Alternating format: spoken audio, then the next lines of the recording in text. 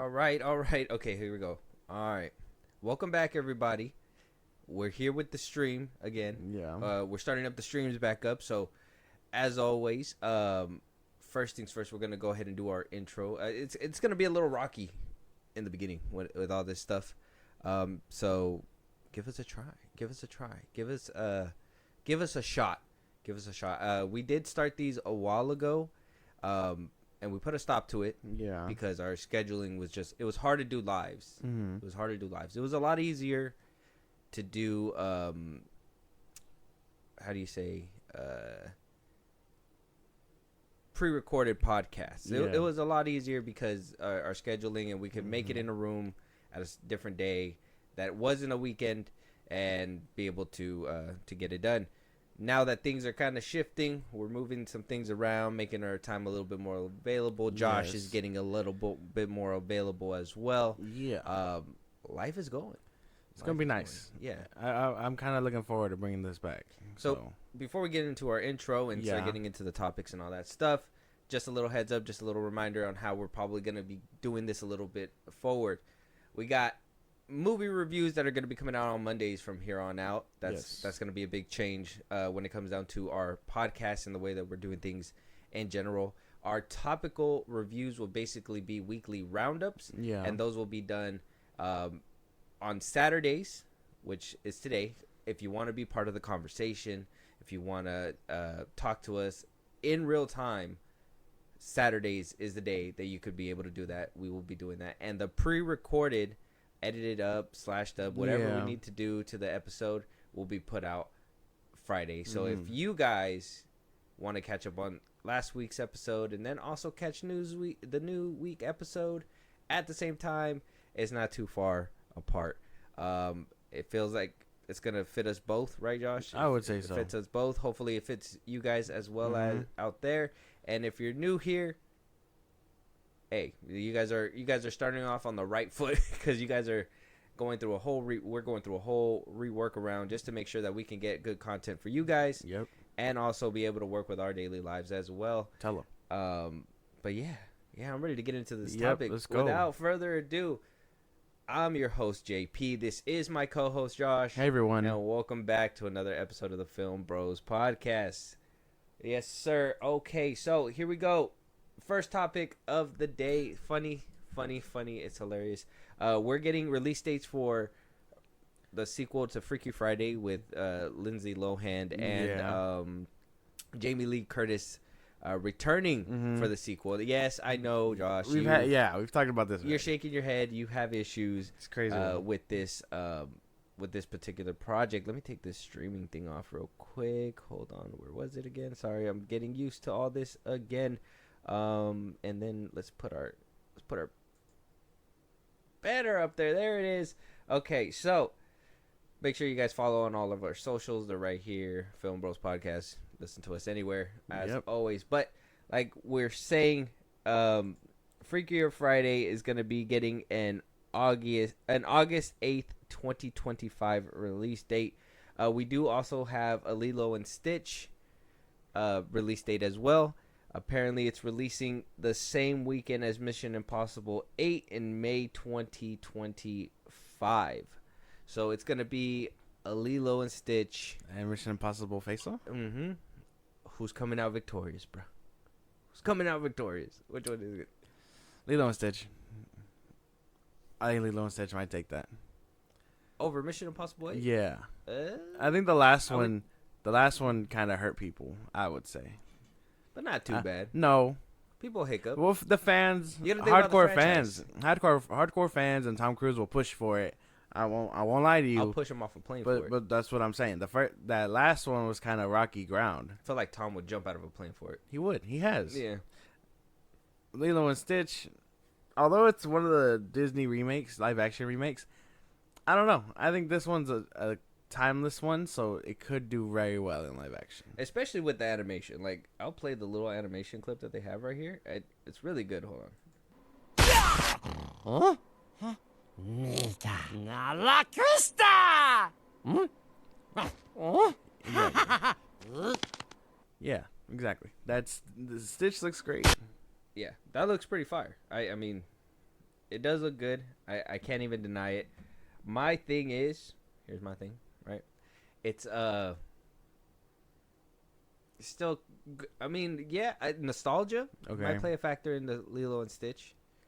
Oh yeah, I'm a diehard like Mission Impossible fan, but we did see what happened to the last movie. I think it made like about 500 million. Yeah, and it had like a close to $300 million budget, so it barely did it. It didn't really do too well, but it came off of Fallout, bro. Henry Cavill was in Fallout. Yeah, and the Fallout was great. Yeah, that one was good. What about Rogue Nation? That one was good too. It was pretty good. Okay, the track record has been solid for Mission Impossible. I'm just saying. It's had a couple stumbles. I think that people loved the first one. The second one was kind of to people. Okay. I mean, if I'm saying it right. The third one was in the good middle ground. And then you got Ghost Protocol that people weren't rocking with 100%. I like Ghost Protocol. I liked it too. I don't know why people didn't. And then Rogue Nation, which I thought really upped that. Yeah. And then Fallout, which, shit, Again, I was on the edge again. of my seat when he was up against Henry Cavill. Yeah, so, I mean, I would say they have a pretty decent track record. This franchise is, I mean, not as old as, like, Fast and Furious, right? Can I make a confession? Oh. Make a confession. Go ahead. I haven't even finished the new Mission Impossible. Fuck. What are we doing? I got to the train scene and I had to pause it and I just never went back. It's a good scene. That's a good scene. I like that scene. The rest of the movie was kind of mad. Oh, yeah. That's what I'm saying, though. So, and, like, this next one really has to bang. And this one was at the height. It came out at the end of, like, the strike and stuff, right? So, like, I can give it that. It just didn't get the marketing. And Tom was pushing for, like, IMAX screens. He was like, give me my IMAX screens. Yeah, and it just didn't happen. Oppenheimer, you fuck. It just didn't happen. It didn't happen. So, I want to say Lilo and Stitch. Might take that. Yeah. Which is probably going to really hurt Tom Cruise. But I'm okay. I mean, I can kind of see what you're saying, but I guess my hopeful side is hoping that it's just kind of like a little stumble, and Tom Cruise is going to get back on his feet with the next one, right? Shoot, I don't even know. You know what? Freakier Friday wins both. The return of Jamie Lee and Lindsay Lohan is something we need. Yeah. Freaky Friday? I don't know, man. I don't know about all that, And bro. Thunderbolts is also coming out in May, right? Of 2025? Yes. That's what it says right here. Okay. So, I mean, that's another... It comes out May 2nd, the beginning of May. Yeah, I don't know if people have faith in Thunderbolts, man. I don't know. The trailer looked nice. I kind of was rocking with it for a cool second. But I don't know. It might... May going to be a packed month? I would say so. It's not gonna be March next year. It's gonna be May. Probably May. Not bad. Lilo and Stitch, Thunderbolts, Mission Impossible. But in July we got the Fantastic Four and obviously Superman. Yeah. Decent year for movies now. What, May, June, July. So we're gonna get May, a bloodbath, and then we're gonna get June where you can maybe coast just a little bit, right? You can pick and choose a movie, and then you got July, which is gonna be another bloodbath. I just want Marvel Studios to be like, we're releasing the same day as Superman. That's what, bro. If Kevin Feige had the balls, bro, he already did it by like, oh, we started production late, and we're gonna be better than you. I'm telling you, that's just gonna be tough. I've been hearing some, the confidence is there. The confidence is there for sure, but I'm not hearing good things about the Brave New World movie either. No one is. Yeah. It's not good. I think that one's just gonna hit the ground hard. Which sucks, because, again, I really think that Sam Wilson shouldn't be done like this, but here we are. And I know we know how you feel about the shield and stuff. Just don't get into all that, okay? We know. He thinks Bucky should have gotten it, and while that would have been nice... I thought we weren't getting into it, but since you brought it up... Yeah, my fault. No. Yeah, that's something different, but yeah, Marvel Studios... I think Thunderbolts is going to be in that same caliber, though. Like, what do you mean? As Brave New World. Oh, okay. I know a lot of people are like, no, Fantastic Four is going to be different. I could probably believe that. That's post, them realizing that they've been fucking up, and stop driving that shit in, because that's all they want to really do. They're moving, they pivoted. They pivoted by that point. That's why we're getting, certain different things. But at the same time, it could be down the same vein as well. So I guess that's with a big big like skepticism right there. Yeah. There's a little bit of skepticism there. I mean, so I guess at the end of the day, we got a few great films that are coming out in 2025. So a few great ones. Me personally, I'm probably getting a ticket to Lilo and Stitch before Mission Impossible. yeah, I would say so. Mm-hmm. I didn't see the last one in theaters anyway. I mean, neither. I think the last one we saw together in theaters was the one with Henry Cavill. Do you think, just a little side note too, do you think the whole SAG strike with AI affected that Mission Impossible because they were dealing with AI? No, No, I don't think so. I think it's just a shit film. people don't care about it that much. No. Okay. AI, humanity versus AI has been a thing since the 80s. I don't think it's because of the whole like meta. Hey, but we're getting close to it. You seen those Elon Musk robots? Yep. Yeah, we were talking about that. we were talking about that. I was like, oh man, that shit sounds tough. The buses and the vans or taxis or whatever.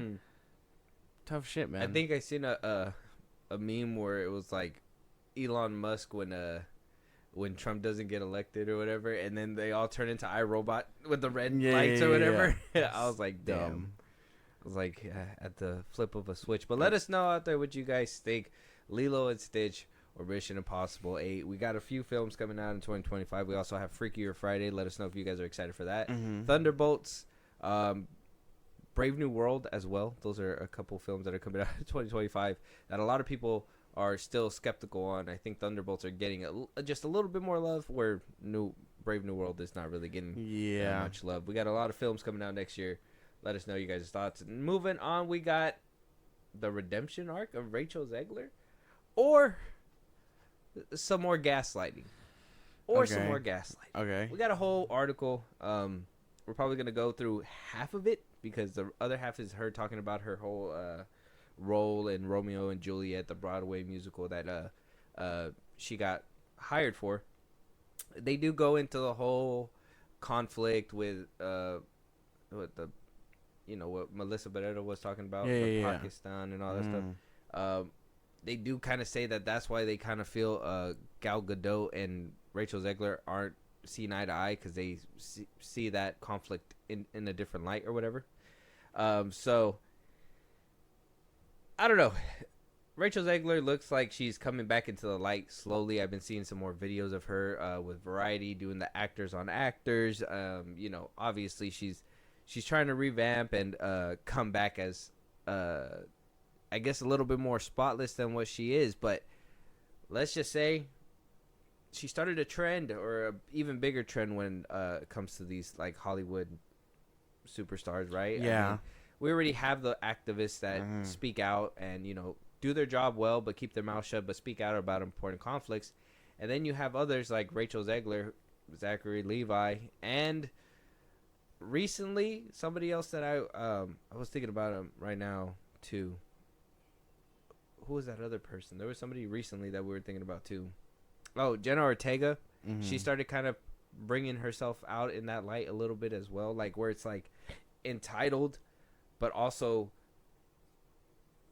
Amanda Lestenberg, the one that's like, we so bored, don't fuck with your Discord. Yeah, whatever, bro. Dude. Like, so ridiculous, right? Why can't you just be like the star of the Acolyte? Why you gotta sing the whole song? Yeah, I'm just saying that's always gonna stick. And all these comments, I mean, just off bat mentioning Rachel Zegler, what thoughts pop into your head about her? I mean, outside of this whole, because we haven't even gotten to the article yet, outside of the whole, like, she could be spreading more information or things like that, and then including the conflict and stuff, I don't know. She sounds like she's getting better. Not, like, digging a hole, like we saw with Zachary Levi and the whole Trump thing. So I would say that if she continues down this road, I could probably be a fan of it. But I don't know. The stuff that she was doing before and saying things like that beforehand, it felt a little weird. I was just like, that shouldn't be a thing, you know? Because, I mean, like a little trauma response. Every time I hear Rachel Zegler, I just hear weird, weird, and like an echoing and sensation in my head. It's just exactly. It's hilarious. So it says here, spoiler alert, I die. Rachel Zegler says, you'll have to forgive the 23-year-old actress for giving away the ending of her next project, but to be fair, it's been 400 years since a certain Englishman wrote the play in which she's making her Broadway debut. On October 24th, following a month of preview, Zegler will take the stage as Juliet in director Sam Gold's revival of Shakespeare's best-known romance. Things are going to get intense for her. Her Romeo, played by Heartstopper Kit Connor. After all, the tagline for the production reads, "The youth are fucked." She, like I said, she is going to be in a Romeo and Juliet little Broadway musical. She does say Juliet would be having a brat girl summer, Zegler says. The hell's that? I don't know what that means. Work it out in the revival. This is where she's like, oh, the modern twist to things, right? Where she's like, oh, yeah, if Juliet was alive today, she'd probably be having her hot girl summer, listen to Meg Thee Stallion, whatever, blah, blah, blah. Like, she would have been a totally different person than what she was back in the day. Whatever. We get it. Just, put some headphones on it, whatever. So they kind of go down that. I'm trying to find the actual piece where she starts. Oh, right here. So, it says here in the article, I skimmed down a little bit, it says, Zegler's metric rise has come with strings attached. For as long as she's been famous, she's been a subject of ruthless and relentless criticism. It began innocently enough with petty jokes about her theater kid energy, but as Zegler's fame increased, the complaints against her grew more sinister. When she playfully posted about not being invited to the 2022 Oscars despite West Side Story earning 7 nominations, she was called ungrateful and entitled for admitting that she took the role in Shazam sequel because she needed the money. She was seen as tacky and in need of media training, and every time she speaks up about racism and sexism in the entertainment industry, she's slammed as just another DEI hire, coasting on her identity rather than her talent.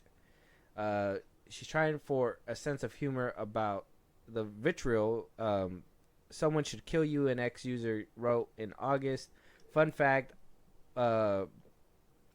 Zegler replied saying, fun fact, I will be dying 8 times a week on Broadway this fall. Damn. And she tagged the FBI. Being famous isn't for the faint of heart, she said. So, I mean, do you agree with this little piece of the article that as 2022 happened, I mean, she, like, theater girl energy, like a lot of people were kind of picking on her on that, and then, the Shazam 2 thing, we talked about that. She did kind of come out and joke about it. She did joke about the whole, West Side Story, her not being invited, but then next thing you know, I think she went on stage and basically said, oh, I got here quite easily. Like, she basically just said that on stage. I got here quite easily, right? And then, went to saying that she needs money, and then so on and so forth. What do you think about all that? We did talk about the Shazam stuff. This whole, like, diva like, mindset is kind of weird and dangerous to me, because we did see that in Shazam, too. She was like, I didn't even want to be here. I just wanted a paycheck. And although we understand you shouldn't be saying that about these things that kind of need money to be made, so I always thought that was weird, and her mentality for these kinds of things has always been kind of like red flaggish. So like that's why the whole, not just the Shazam thing, but I mean even when the first couple of interviews about Snow White were coming out, it was so much of like she's doing all this for what? You know what I mean? Like, she's just like, I don't give a fuck what you have to say. Here's what I'm doing mentality. I would say it was pretty savage to take that complaint or statement and just use it as a marketing tool. Where this comment was like, you should die or whatever. And she was like, I'm going to be dying every week on Broadway. Oh, you think that was slick? I thought that was pretty good? nice. Okay. So me, I could agree with the theater kid energy. Maybe that kind of plays into the whole the the whole Oscar thing where she joked about it that I got here kind of easily, but then that kind of leads into that whole entitlement kind of thing, like I was able to do it so easily. And then the needing the money, that kind of leans a little bit more. So, I mean, I kind of agree with these criticisms. I've said it before multiple times, and yeah, she can have comebacks or whatever, but at that point, you say slick shit to the people that are pointing out that you're full of shit. Yeah. That's where I have the problem. So, I mean, I can, me personally, I agree with these criticisms because I seen them in real time as we would talk about them and stuff like that, but I'm asking, like, do you agree with those? Yeah, I understand it. Yeah, not understand. Do you agree with the criticisms? Oh, of like what her mentality is? Like these criticisms. Do you think that she has theater kid energy? Yeah. Do you think that as time went on, she started saying like feeling a little bit entitled when she went on that Oscar stage and said that she got there quite easily? Oh, okay, yeah. That's what I'm asking. Yes. That's what I'm asking. Okay, yeah. And now I'm like, okay. Hold on one second. I don't agree with the DEI hire though. That's something I don't agree with. I think out of all those criticisms, the DEI hire I don't agree with. I do understand. That's supposed to be the diversity thing. Yeah, I do understand that the part where they say like Snow White or whatever, right? Where they're like, oh, the woke mentality that you need different things. We are gonna get to that criticism a little bit more, but I never believe that she was like a DEI hire. I think that theater kid energy kind of spills into like her work. And so she's able to get picked up a little bit easier. So that part of it, I personally don't think that she's a DEI. I wouldn't say that. I don't think. I would say there's a big difference between what a diversity hire and then just picking someone because they're good for the role. Exactly. So yeah. I mean, I haven't seen her in anything outside of Shazam. So I mean. I guess I wouldn't say she's a DI. We did say DIY? DEI. DEI. Yeah. DEI. Higher. Yeah. Okay. We did say that we're gonna watch her in Y2K though. Oh yeah. That's right. Mean, that's probably a role that we'll be able to watch. Okay. Yeah. Maybe the Snow White one, depending if you like what she says about it later on. So, it says here when Zegler comes downstairs from her West Hollywood hotel room for breakfast. She's wearing a floral maxi dress, her hair pulled up with an oversized claw clip to show off a pair of gold hoop earrings. It's a sunny Saturday in August, and there's no makeup on her face. The look is effortless. Nobody cares about this. Zegler says, the reason I fell in love with the industry is not because of this town. She says, lowering her voice. In fact, I kind of can't stand this town. I don't like that there's a town built around the industry that I work in. It's stifling, isolating, and weird. New York, nobody gives a fuck. So, and this is where stuff kind of gets a little bit real when she makes these kinds of comments, where she acts bold and everything. Really? In New York, nobody gives a fuck?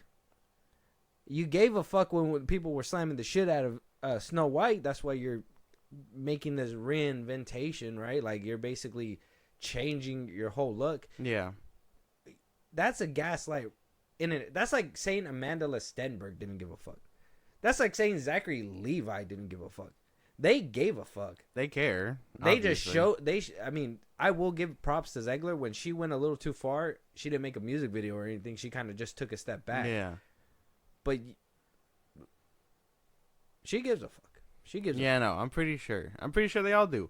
Zachary Levi wouldn't be crashing out as he is if he didn't care. So, I mean, everyone says they don't care, but they do, because then they do things like make songs or crash out or whatever. Yeah, basically. And I mean, crash out hard too. Yeah, and she, in her case, I mean, she was getting a lot of backlash for whatever, the Snow White news and stuff, and then she took a break from social media. So she could not care, but isn't that a form of like, I do care, so I'm gonna step away? Yeah. But you could play it off like you don't care. Like, because you could be like, fuck the internet. And, just kind of walk away, right? Touch grass. I mean, yeah, exactly. You touch grass. So you can say that that's a form of, like, not giving a fuck. Because, I mean, you at least had the self-control. You're not like KSI. It's crashing out on everyone's streams. Yeah. Shout out to him, I guess. Yeah. So it says here that Zegler's love for the FilmBros only redoubled after a 6-month shoot in the UK for Snow White, followed by the filming of the Hunger Games in Poland. It's not until you have to go, Zegler says, it's not until you have to go around the world filming in different cities until you realize you love home. And then she goes and says, hold on, let me just make sure this is part of what I'm trying to talk about. No, this is about her fashion stuff. Nobody cares. Oh, here we go. Her appointment as the apple-eating stepdaughter of the evil queen drew instant online controversy, with many promising to boycott the film due to woke casting to them. The actress's Colombian heritage disqualified her from playing the princess from Disney's 1937 musical fantasy, described as having hair as black as ebony and skin as white as snow. Never mind the fact that the character is just as popular in the Spanish-speaking countries. Zegler says, she was my mom's favorite princess. When she was growing up, there's a lot of dark-haired princesses, and that's the one. There's not a lot of dark-haired princesses, and that's the one she could relate to. So they say that it's not a surprise that Mark Webb picked her, and they go on to say,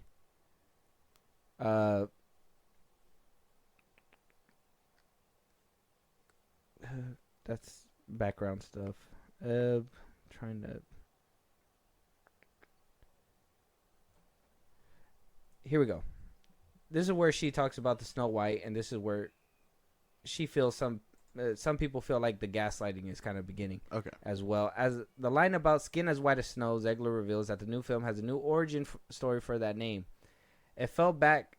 Zegler said it fell back to another version of Snow White that was told in history, where she survived a snowstorm that occurred when she was a baby. She says, and so the king and queen decided to name her Snow White to remind her of her resilience. One of the core points in our film for any young woman or young person is remembering how strong you actually are. So, no knight in shining armor. I didn't even know that was a thing. I didn't know that's why they named her that. That's the change.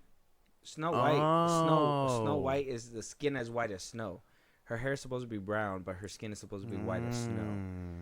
And so, in this movie, that's why they changed it. Oh, I was like, what? I thought this was like the Disney like folklore tale or whatever. No. Where they're like Little Mermaid is like actually like supposed to be a siren and all that stuff. Oh yeah. I thought it was like that. No. Cut off like half of your toes to fit in the glass slipper type deal. No, just the reason why, because she was the prettiest one of them all, and she was the whitest skin, prettiest person of them all, with brown hair. Wow.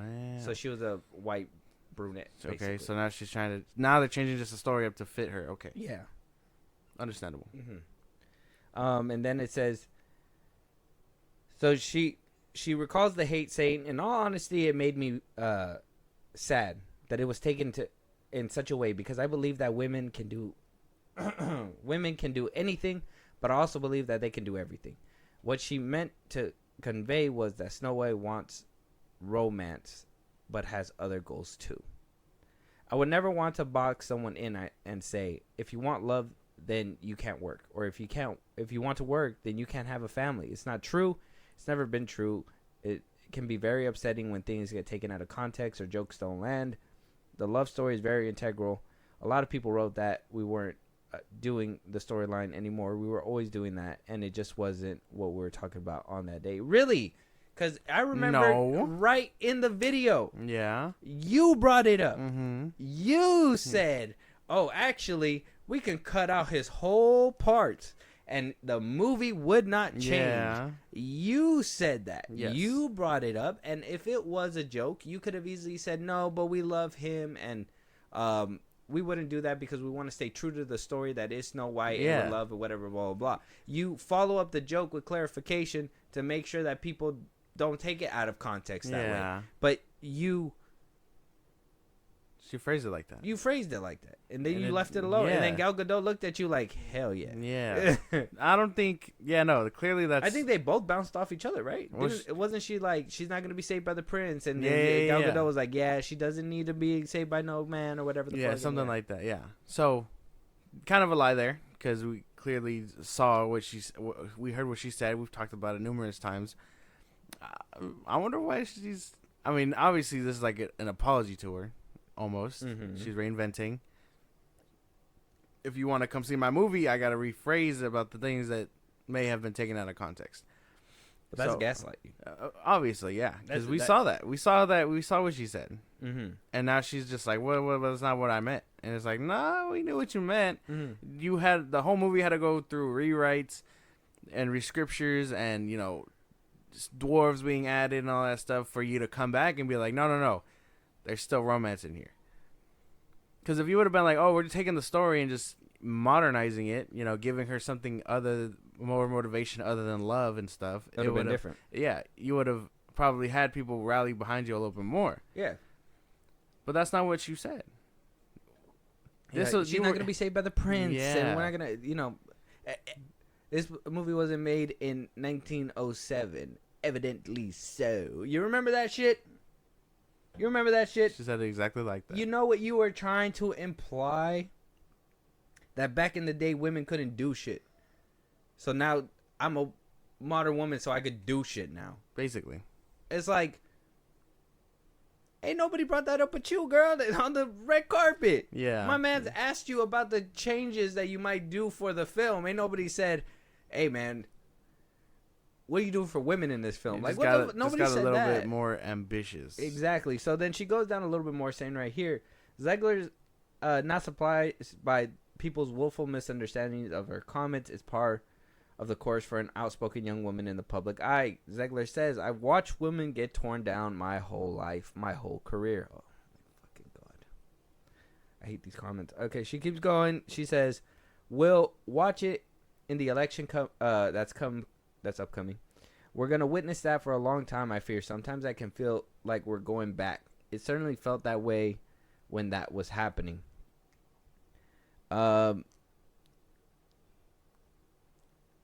She says, I don't like to give them the satisfaction of knowing they hurt me in the moment. Well, I mean, that's why you get off the internet, right? Yeah. You give them a lot of power by taking a social media break. Yeah, because then they're like, oh, we booted you off the internet.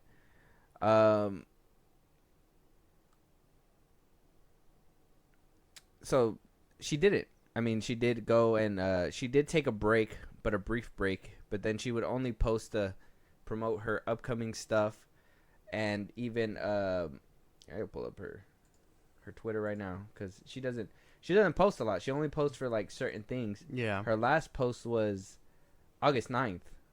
Oh no, that's a pinned tweet. August 12th was her last one. Basically congratulating the trailer that released on August 9th for Snow White. And, here's that the tweet, the post is unavailable, I guess. The FBI got him, boys. The FBI got him. Damn. It's over. And, yeah, so she's been on, but then she advocates for, obviously, for the SAG strike when it was happening. She was advocating for all that stuff, the AI and whatnot. But she wasn't on social media too often. So she only kind of went there to strike and then go retreat. Like, she played it as strategically as she can. I can respect that. Yeah. I can respect Can't blame her that. for that one. But for the most part, these comments are gaslighting as fuck, and I don't like that. Yeah, no. You won't fool us, Zegler. That's not gonna happen. We're on to you. We know that this is all a PR stunt. They're making you say these things. Exactly. This is not what you really think. Exactly. If anything, you're like, man, fuck this movie. No. At this point, they're putting dwarves in it. I don't like this. The only bad thing, or the only thing I could really think about is that Mark Webb cannot catch a break. Because now he has to go through all these reshoots, do all these different things and all that stuff to make Snow White possible while being under the thumb of Disney. And then we got Zegler over here that went on a whole fucking rampage, and then now is trying to piece everything back together. Yeah. Then you have Gal Gadot, who is just silent. Yeah, she just wants to work.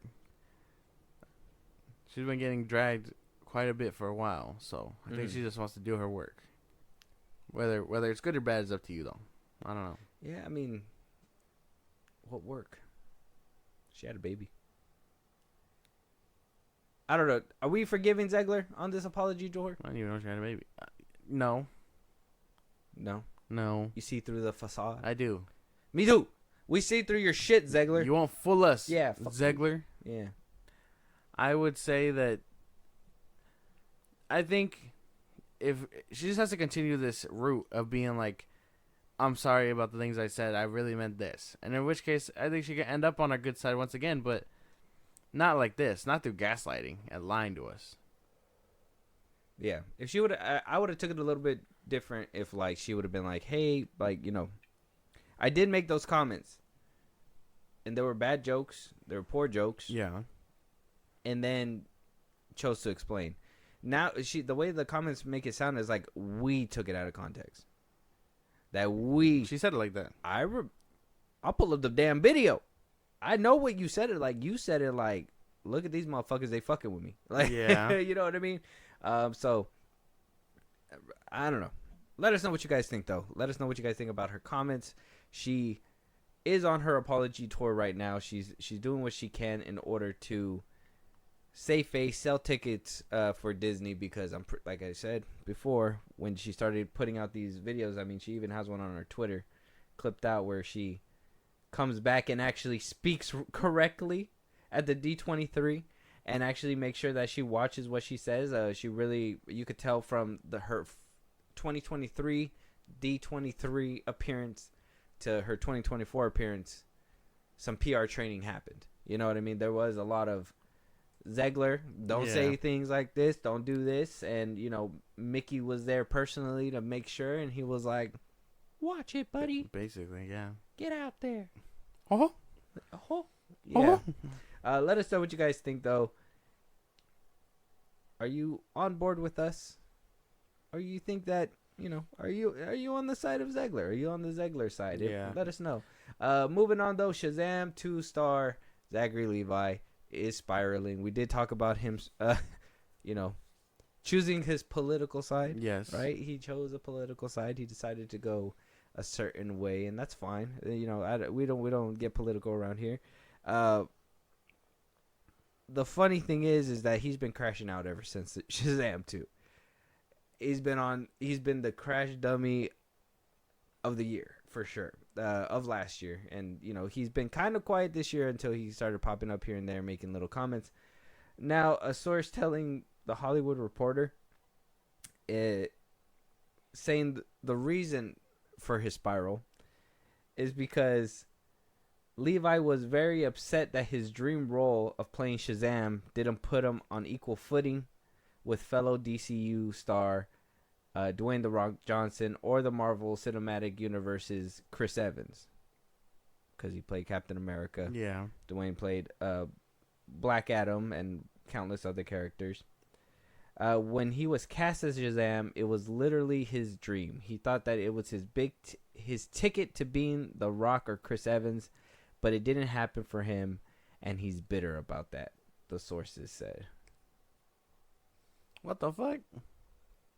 Okay. Yeah, no. Yeah. We understand. Unfortunate to think that these movies would do that for you. There's no way you saw the first one and thought, oh yeah, this is going to take me to the top. Superhero movies were on the rise. If you were in a good first superhero movie, I mean, the Rotten Tomato scores for the first Shazam were really good. I don't give a fuck about Rotten Tomato. Yeah. But a lot of people cared about the movie a little bit. What the fuck? A lot. Yeah, okay, but comparatively speaking to the other Rotten Tomato movies, it did really well. I don't know. A lot of people liked it universally. That's what they say. But you don't give a fuck. Yeah, no. I mean, not the Rotten Tomato score, but they probably would have if they were better. I would have totally imagined that. Yeah, you're gonna get more roles and more acting chops if your first two didn't. I mean, if your first one wasn't too bad, and your second one wasn't fucking atrocious. I would have very much imagined that he could be up there. But no, he bailed and then acted really desperate on the second one. And now he's just crashing out when he probably could have had that acting role forever ago. See, the first one got a 90% certified fresh and 82% on the popcorn meter. Oh, wow. That was a lot more than I was expecting. Yeah. The second one dropped significantly. But at 90%, that's a lot. Now, it didn't make hella fat stacks of cash for sure. I know that for a fact. It did not make stupid stacks of cash. But, I mean, people liked it. People enjoyed it. I think I can honestly say I had a decent time with it. I don't think I'm going to oogle and ogle over Shazam. Okay. But, I mean, when I was watching the first one, I was like, okay, this isn't the direction I wanted my DCEU to go. But I do think that, there is potential for this character. And then the second one came out, and I was like, holy shit. Hit like a truck. What happened to the potential of this character?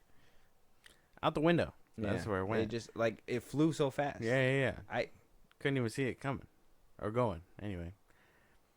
Yeah, nah, man. Expecting Shazam to take you to where you wanted to be probably would have been a smart move if they were good. He got a little cameo in the CW little universe multiverse thing. Anybody give a fuck about that? Oh, shit.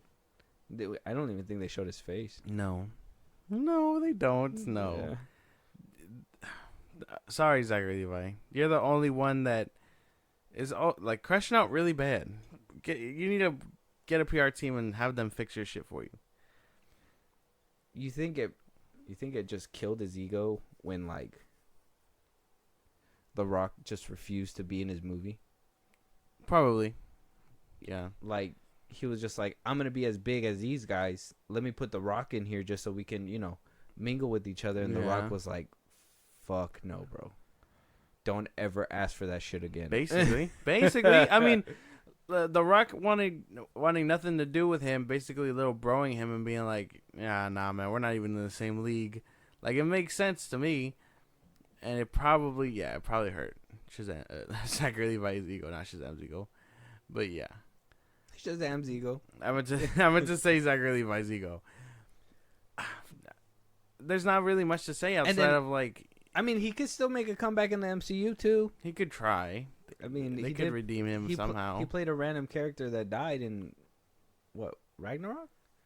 Yeah. Yeah, she murdered him.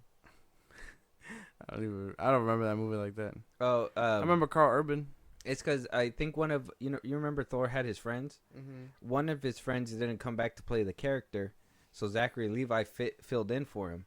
And I think he was in one scene in the background, and then he was in another scene, and in that scene, Hello came through the portal and stabbed the fuck out of him, and it was over. Yeah, so he was in the MCU. Yeah, no, I didn't even notice that. Technically speaking. Technically. Yeah, he was in the MCU. Just not enough to make an impact like this. No, because I even think he went on that podcast that fucking James Gunn's best friend's on. Rosenbaum? Yeah, Rosenbaum. I think he went on that one, and he was telling them that he tried to go for Star-Lord, missed out. He tried to go for Captain America, missed out. And I think he went for Ant-Man. And then when that didn't pan out, Kevin Feige called him and offered him the role as the dude in Ragnarok. Yeah. And promised him another role down the road, I guess. That's what I think that's what Zachary Levi said, if I remember very well, which my memory is pretty decent. It's off the Heezy, right? Yeah, it's off the Heezy. Yeah. And then they wound up calling him back for that role, so it very drastic change from these big roles. I don't want to say that he was definitely wrong about this. No. You're not gonna expect 2 movies to boost you to where you want to be. He needed consecutive hits. He's just not that guy. And he needed movies outside that roster too. Well, yeah, obviously, because they also had a bang. Yeah, because I can't think of any star that was made out of a superhero. Well, Florence Pugh.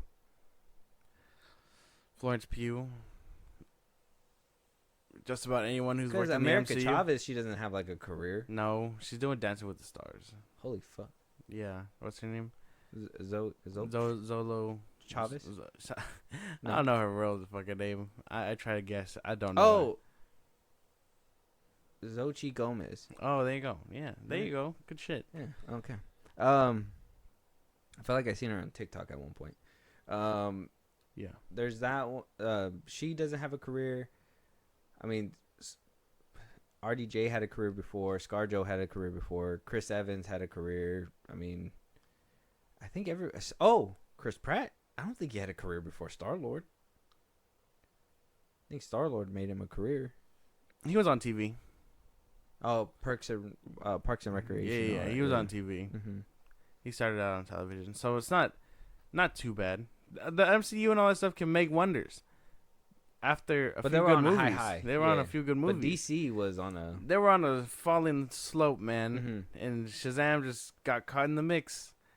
Unfortunately, heed this warning, DC stars. Don't go back. David Cornsweet, all the new ones. Not even these guys. Okay. Look at your elders. Look at Zachary Levi. Look at these people that think that the DC brand is gonna make a name for them. Y'all better fucking crush this shit, because then y'all gonna end up like this dude right here. That shit's crazy. I don't even think half those people in the new DCU even have a fucking career. Maybe besides Mr. Terrific and who else? Sean Gunn. Okay. Who else? Who else actually has a career in that roster? Ben Affleck. The new DC. Oh, no one. They're starting fresh. Yeah. So no one. I mean, so that brand breaks careers, as you can tell with Zachary Levi. But I mean, Zachary Levi rides off that coattails of his one show, whatever the fuck it was called. Oh, the Chuck. Yeah, Chuck. The Chuck revival. When is that happening? Yeah. Give me the Chuck revival. That's what he's been wanting, right? And then DC does crush careers. And then he did go do Harold and the Purple Crayon. Yeah, maybe DC does crush careers. The brand isn't stable enough to make careers like the MCU. Not anymore. Mm-hmm. I mean, Henry Cavill. He's gonna do like a horror. Voltron. Yeah. Oh, okay. Yeah. He went from. That's what I was thinking. He went from getting the Warhammer, and they fucking pulled the plug on that, unfortunately. Mm-hmm. Again. Yes. How the fuck does that happen? I don't know. I blame Amazon. Now he's doing Voltron for Amazon. So I mean, we're gonna talk about it in a second, but I mean, for the most part, DC has been not too kind. No.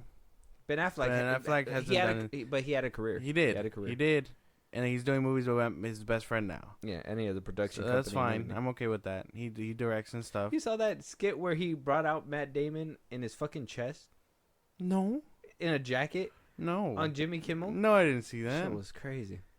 That sounds hilarious, though. Yeah. You're going to have to show me that later. Yeah. But I would say Ezra Miller, no. The Rock, he does stuff. He does whatever he wants. Mm-hmm. But the last thing we heard was he was doing that wrestling movie, and I have not heard anything about it since he got hurt. And then he's doing Moana 2. Mm-hmm. So The Rock will do whatever he wants. I mean, he had a career before. Black Adam was like a little passion project that could have turned into a hostile takeover in a second. But it didn't work out. Mm-hmm. I think Black Adam, technically, with his name attached to it, has been in the works for like 13 years. Yeah, it was roughly around the same time as Ryan Reynolds and Deadpool. Mm-hmm. I know there's a lot of people, and we haven't even seen them in quite a minute, and you're telling me you want to take new names and build them up? I don't know if that's going to work out. It's going to shoot a lot of people in the foot. It's going to shoot a lot of people in the foot. They're going to end up like Zachary Levi, middle-aged and not knowing what to do. Let us know your guys' thoughts when it comes to Zachary Levi, though. If he's bitter, he's bitter, and there's nothing we can really do about that. Basically, yeah. He's bitter. Stop being so sad, my boy. He's a bitter old man. Stop being so sad, my boy. He's just been losing his fucking mind. All right, moving on. Yes, Henry Cavill signed a new deal. So he jumped from Warhammer, and Amazon was like, you know what? Probably not that one, and then moved him to Voltron.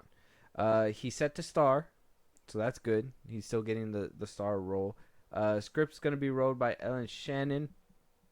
I guess they did Red Notice and Skyscraper. She wrote both those movies. I've never watched Skyscraper, so I don't know. But Red Notice was okay. Very content driven. Plot details are being kept tightly under wraps at this time. Producers include Todd Liberman via Hidden Pictures, Bob Kopler, Thuber, and Hobby Films, David Haberman. And Daniel Quintontoya is also going to be a part of the film, too. I don't know anything about Voltron. Isn't it like Power Rangers? What the fuck? Voltron. Isn't nothing like Power Rangers? No. What is that? So I guess it's kind of like the like Kamen Riders. I know you probably don't know who they are either. I got you. Watch. I'm gonna give you Voltron right now. Kamen, damn. What? I want to say it's like Power Rangers, but like Megazords. Voltron is an American animated television series that features a team of space explorers who pilot a giant super robot known as Voltron. Oh, so it is like It is like Power Rangers, almost. That's what I thought. That's what I always thought. It was always like that, or like Gundam, or just giant mechs. Yeah, yeah. It made a little cameo also in Ready Player One. Yeah. I remember that. That was cool. As I recognize it, but I don't know what it is. Yeah, because you've never seen this show. Yeah, it's like when people talk about like Kamen Riders, which is like Japanese Power Rangers. It's crazy to think about. I don't know. I'll check it out because it's Henry Cavill. Yeah. But I don't know anything about it. I thought it was supposed to be a bunch of like Japanese characters too. I don't know. That's what they said. American. I was like, it's an American animated series, but it's it started in Japan. Yeah, well, it's Japanese characters in there. Oh. I remember that much because I've seen a few episodes. I've never seen the whole show. I can't even say I'm like a Voltron writer, but I'm just more invested in this whole Henry Cavill arc where like he's just struggling to stand up. How the fuck is he struggling to stand up? This man was freaking Superman, bro. The DCU, but at least he's taking it like a champ, bro. At least he's like, I'm fucking handsome. I can do whatever the fuck I want. He wants to do what he wants. He's not Zachary Levi. No. There's two roads you can go, guys. You can go Henry Cavill or you could go Zachary Levi. Basically. I mean, that's just with everybody. If he really wanted to, he could be another action hero. He does so great in that shit. Fallout. Shut up.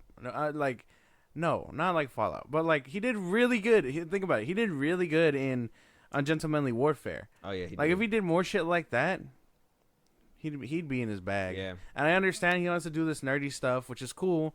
Warhammer and stuff. That's such a passionate thing. He's a gaming nerd. Yeah. Let him be a nerd. Yeah, no, I'm saying like it's cool, but the odds of picking up something like this versus a dime a dozen like role like that are more likely in his favor.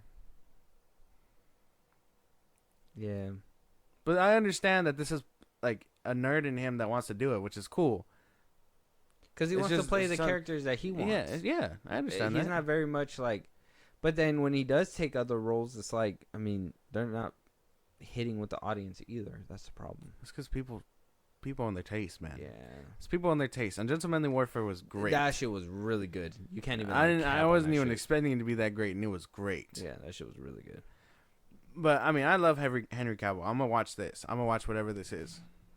If it gets made. I'm pretty sure it'll be made. That's what I'm saying. Like, because he had The Witcher, right? He thought he was coming back, and he stayed with The Witcher. I think he did 2 seasons, right? Mm-hmm. They're on season 3, and they doing it with the new guy. He left. He was threatening to leave. He left because of the people veering away from the actual source material. And he was like, to the games.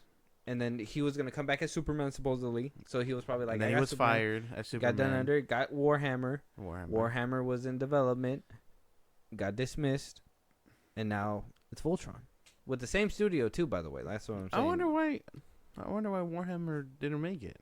I don't know if it's because practically the studio's like, hey,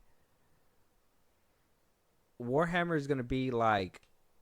made this way because it's supposed to be made this way, right? It's supposed to be made studio way, right? Yeah. Let's say the studio way, because you can't do the same exact thing as you do in a video game. You got to make it this way. No, yeah.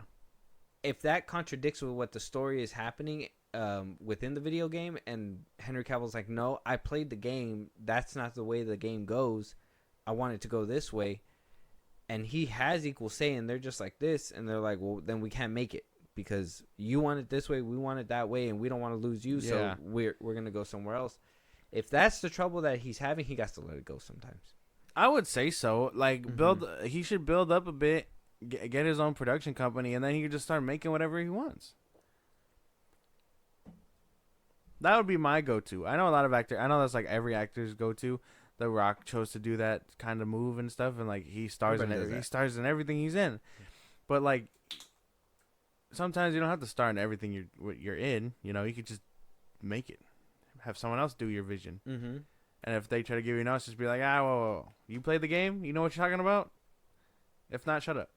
Get in the fucking camera. That's when I know that it's an actual production company.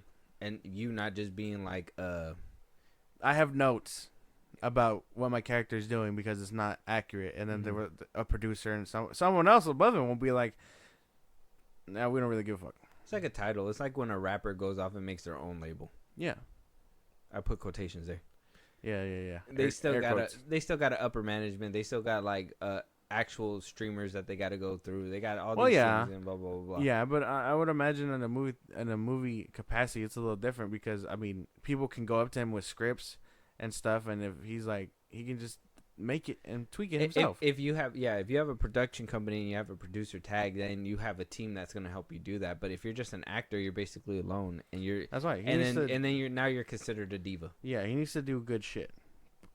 Got to do his dirt. I don't know. I love Henry Cavill though. We're still following his arc. Yeah.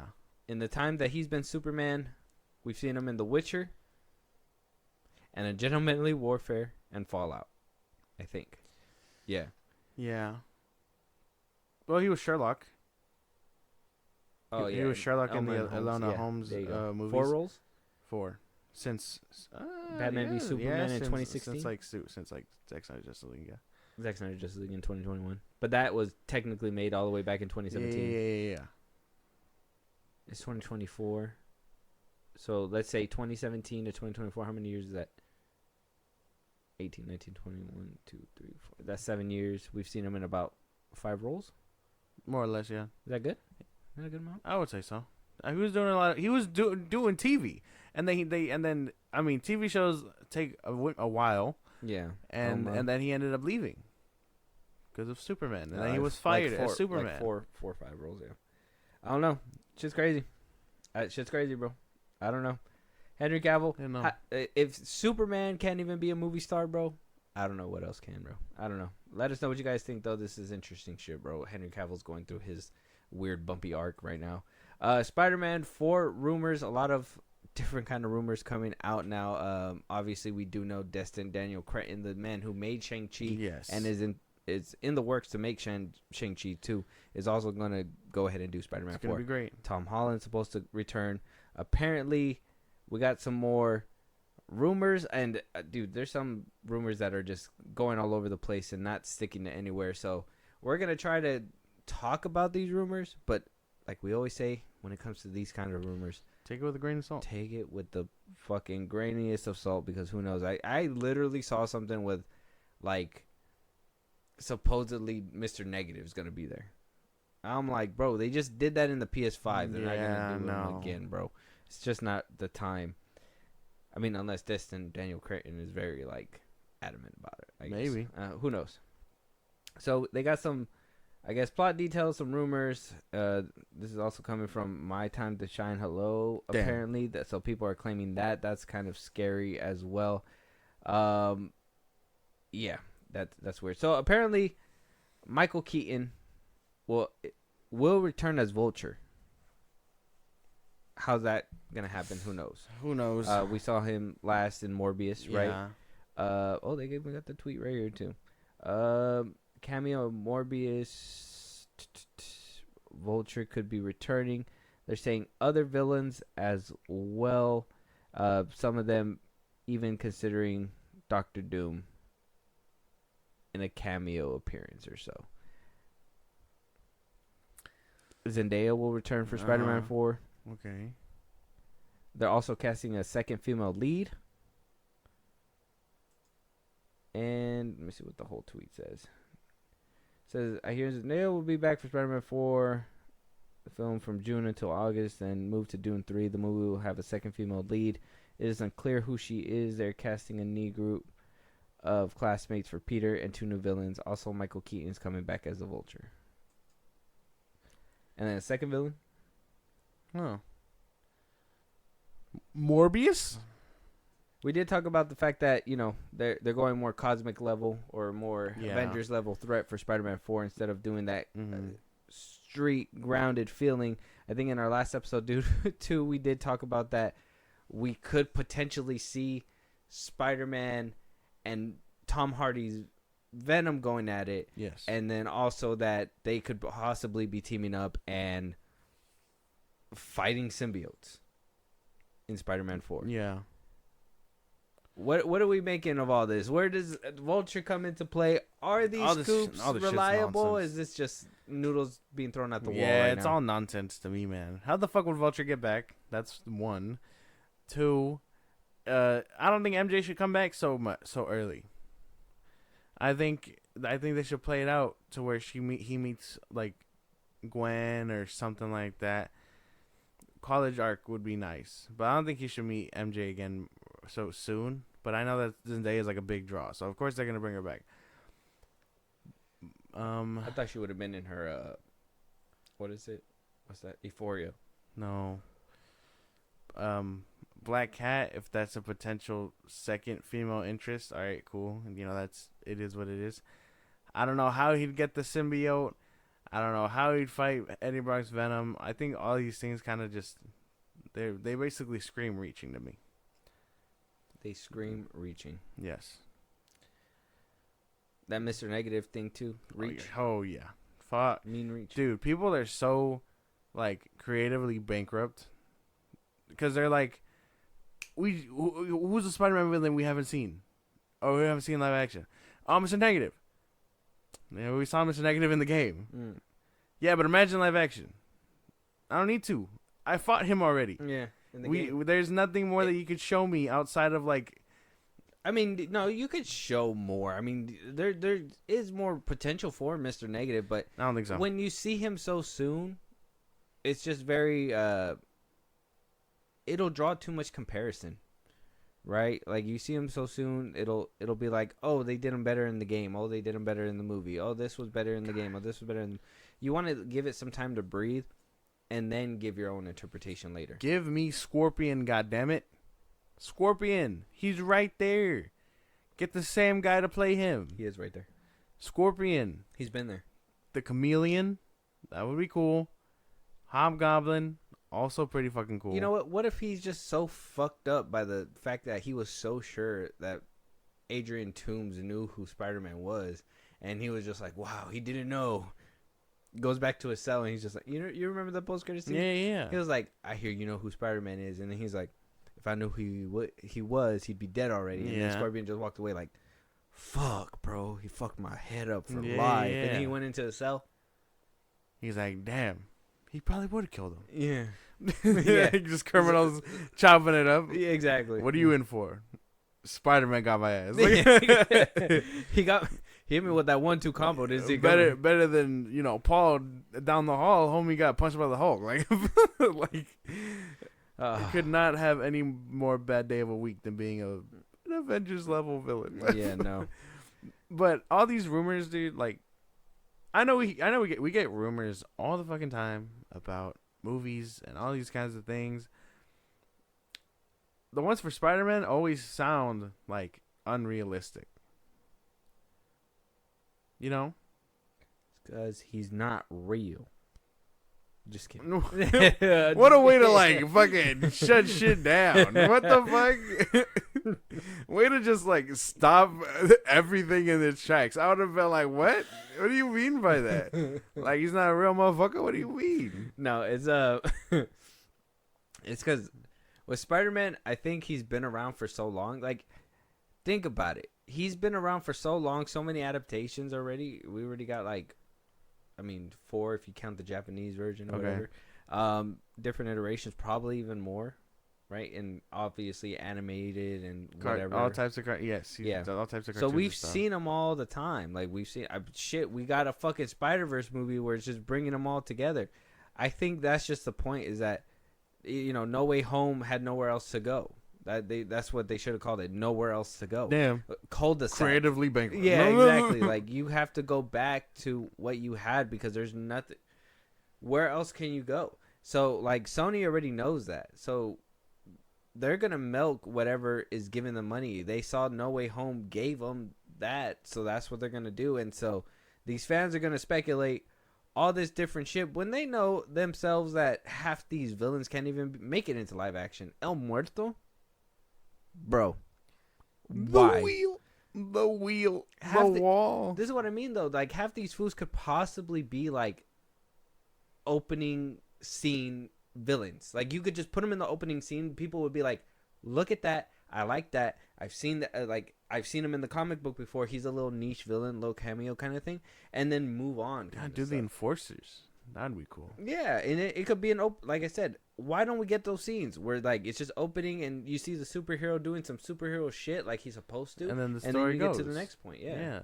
Mm-hmm. Like the story could totally open up with like I don't know Peter putting away the Enforcers and stuff. And instead of them being a recurring villain throughout this first movie, and the second one, be like again, he's just catching them because they're meant to be around. He can't kill every villain. Well, is it?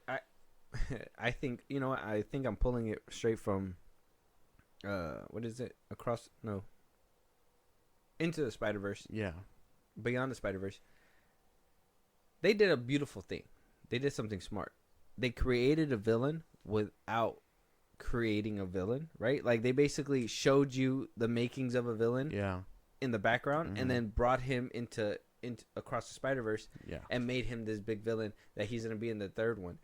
They planned that out, or if it was an accident and it was just because of the memes that were happening about the bagel and stuff like that. No. Like if they layered that, genius move. Okay. I'm pretty sure they didn't think about it, but genius move if they did that because that just kind of shows the way that they should do it. If they put the Enforcers in the opening scene, just have them kind of underground building themselves up for the next movie. They come back twice as hard, and now boom, you have a main villain straight off the back, and they have already a connection with the audience, so people know them, and then boom, they're in the sequel.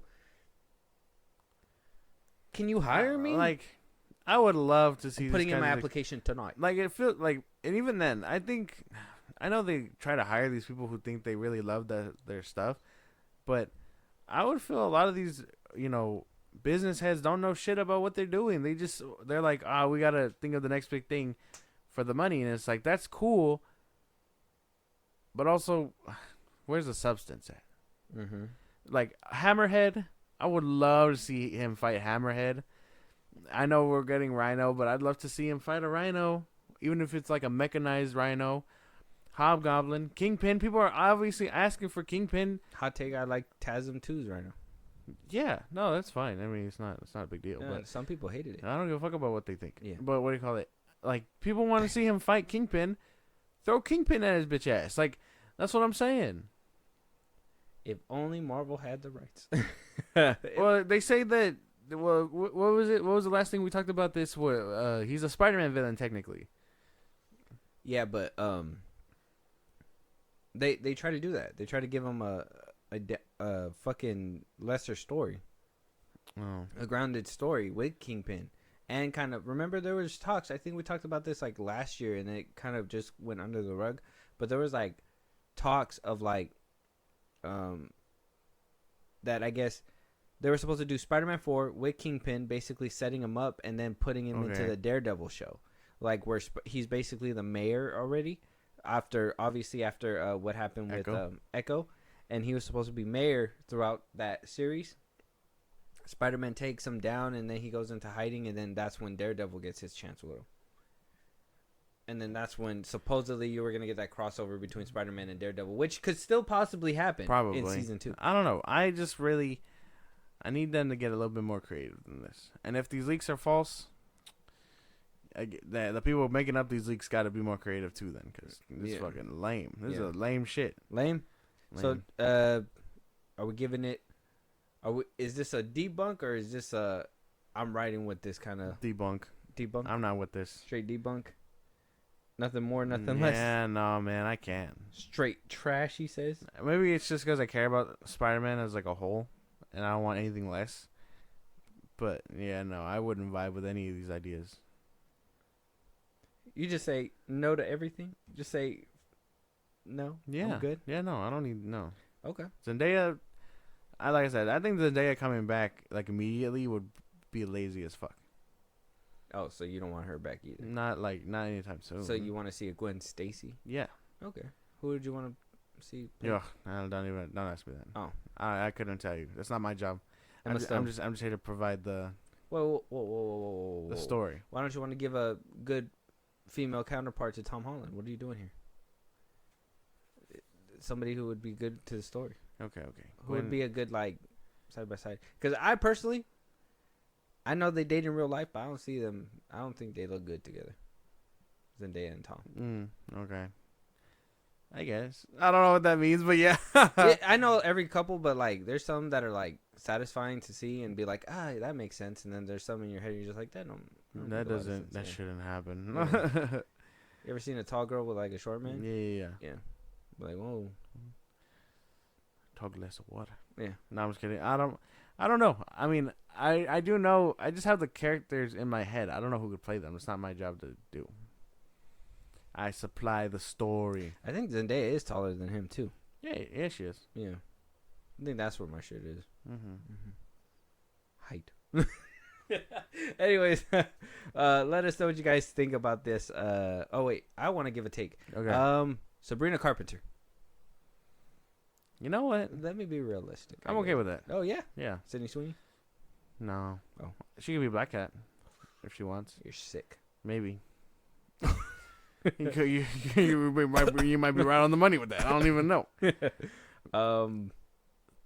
She can act. That's the thing. Sabrina Carpenter can act. No, just because she does a couple little skits on the damn thing. No. She used to do TV. Oh, did she? Yeah. When? She was on Disney Channel. What the fuck? When? What was she on? She was on. I think she did Girl Meets World, and then she did a couple more shows. I think. No. Yeah. Really? Mm-hmm. Oh. She started on Disney Channel. I thought she was just a singer who was like putting albums out for like years. No, she started off like and then she Ariana Grande. And then she dated fucking Shawn Mendes and just rocketed her shit up there. Yeah. And was like, oh shit, bro, you fucked up and cheated on me. Espresso, all these other songs about you, like. And Camila Cabello over there fucking doing her fuming, shit. Yeah. fuming. Yeah. I heard a song on the radio where she was like when you kiss him or whatever, you think about that you're kissing me because I've kissed those lips. I was like, that's a crazy ass burn, Camila. No, she's bad. And you think that they'll be like, yeah, we're over him. If she wasn't fuck, I forget her name. If she wasn't like. I want to say she's probably like Tom Holland's age, but it's this chick from Cobra Kai. Oh, she was in Jessie. I can't remember her name, but she's kind of a blondie too. So, I mean, I could probably see that also. Let me see what her name is. It is Peyton List. Peyton List. Let me see. You got a picture? I do have a picture. Give me 1 second. Looks like that. You're fired. All right. You're fired, bro. You're fired. What the fuck? Hold on. I'm telling you. Let me. Peyton List. You said. You just. Yeah, for like a Gwen Stacy. Gwen Stacy. Yeah, I can see it. Tell me I'm cooking. I know it. Oh, okay. Maybe in this picture. I see it in this picture right here, with the short hair, kind of. I don't know. Not very appealing. I don't know. Easy squeeze ketchup is in the fucking search bar. What the fuck? I'm not putting What the hell? Let us know what you guys think, though. Who do you think could play a Gwen Stacy for Spider-Man 4? If that is the love interest, that'd be interesting for them to go for that. What? Is that a third time? Second time? In live action? Gwen Stacy? Yeah. Second time. No, wait, third. No, third, yeah. You're third. Because they did. Toby had one. TASM didn't have Mary Jane. Yeah. They almost had a Mary Jane. Almost. And then they cut her. Yeah. What the fuck? So there is a Mary Jane out there. God damn it. Yeah. A-Rod, you motherfucker. No. Yeah. Crazy shit. Let's know you guys' thoughts. Yeah, I guess just let us know. Because I guess painless is too harsh. Yes, and we still got more rumors. Daniel RPK coming out saying that we got a few bumps down the road. One big thing that I think a lot of people, when I read these comments after we talk about the tweet and stuff, is that people are forgetting that Secret Wars is the end of the MCU in general, right? Like the old MCU as we know it, and that they're gonna completely revamp and move on and do all these things or whatever, blah blah blah. Maybe do some recasting, maybe bring back old actors, bring back new actors, do whatever, but it's basically going to be a new universe, new timeline, new whatever, starting from scratch, building up to something epic. Once again, Secret Wars will be that last. So we got some news on Doctor Doom, right? Daniel Rickman says here on this tweet, is that saying that that there's rumors that Doom will have a post-credit scene at the end of Fantastic Four, where somebody replied that Fantastic Four's arch nemesis will have a cameo in the film, and Rickman replied with, "That is the big issue with how they're handling Doom. Even if him and Reed will have a lot of interactions in Doomsday Secret Wars, they're still making him the main antagonist of the multiverse saga in the Avengers films. And Galactus is the villain for the F4 movie, meaning Doom is now primarily set up as an Avengers villain in the MCU and not an F4 villain. And since MCU villains often die at the climax of their arc, it doesn't leave any chance for him to be an F4 villain afterwards." I expected a cameo in Fantastic Four. I mean, I know these are all just rumors and stuff, but I highly believe that he's probably going to show up in that movie. Mm-hmm. So he does say that that when another user replied, "Won't they just get their own MCU 616 Doom anyways? Maybe we get Doom and God Doom in the Avengers movies so the other person casted will survive." And he replies with, "There's a small chance we'll get a second Doom." Afterwards, Fahey says RDJ as the main Doom. He claimed he cast RDJ to get Doom right. I'm sure we'll get another Doom. If they're going to redo certain storylines, I don't think we're going to get Doom right away. But I think that they'll plant the seeds and it'll build up to something different after Secret Wars. So maybe we will get another Doom. I won't say that RDJ is in long term. RDJ is in long term. I agree. So, I agree with that. They say that he also says that there's only 2 appearances for RDJ's Doctor Doom, like as in main full-fledged villainry. Okay. Villainry. And so somebody says, "Are you telling us they intend to retire the character of Doom after just 2 appearances? What a colossal waste." Rickman replies with, "He's not just set for 2 appearances. He'll be in Fantastic Four and potentially some other projects between Doomsday and Secret Wars. But yeah, once the saga wraps up, that'll likely be it for him."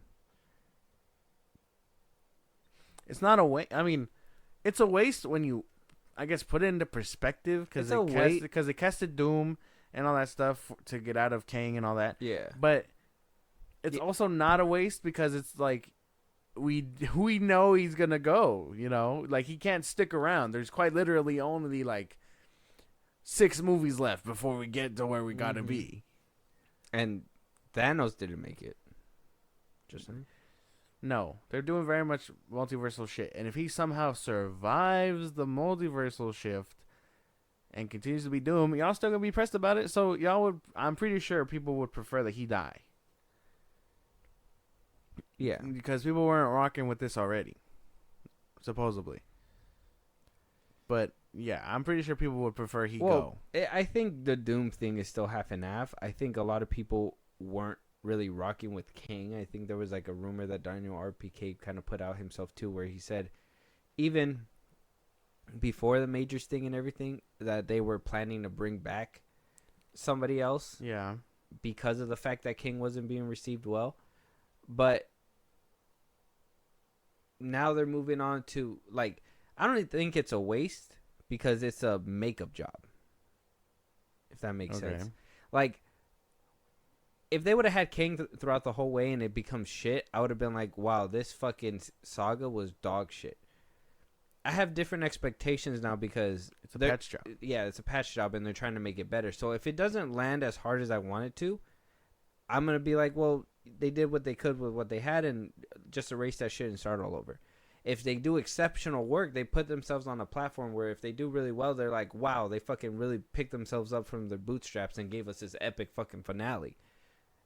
But if they don't, then it's just shit, and you're just like, well, we expected it, right? Okay. So it's not really. So I mean, I have different expectations for the fact that it's a patch job and not their intended goal, because they're fixing it, right? Like, that's the way that I see it, that they're fixing it. They're not going worse, because it would have been worse if they just kept doubling, tripling, and you know what I mean, tripling down on the same shit.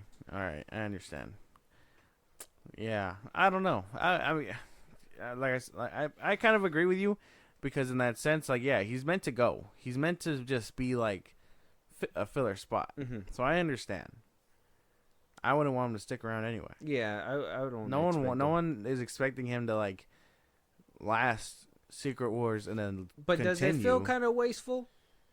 Not really. In the grand scheme of things, yeah. Yeah, because I mean, you got to think about it. They're gonna use them for 2 movies, probably sprinkle them out like how he said. Yeah. And then just be done with them. Yeah, so when you look at it like that, it's like, okay, they wasted Doom like that, yeah.